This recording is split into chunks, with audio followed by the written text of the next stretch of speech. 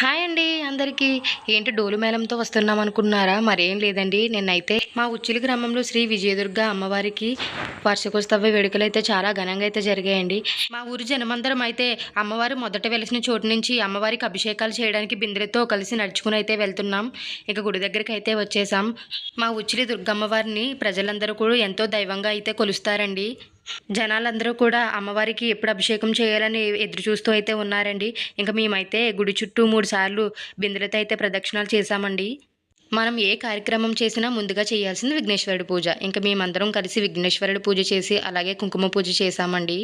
తర్వాత అయితే ఇంకా అభిషేకాలు చేయడానికైతే అందరం సిద్ధంగా లైన్‌లో నుంచున్నాము.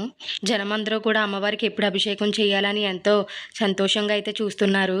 మా వారు, నేను, మా అత్తయ్య, మావయ్య మేమందరం కలిసి అయితే పాలాభిషేకం అయితే చేశామండి అమ్మవారికి. నాకైతే మనసులో ఎంతో సంతోషం అనిపించిందండి. ఇంకా కళ్ళు నిండా నీళ్ళు కూడా వచ్చినాయి. అంత ఆనందం వేసింది.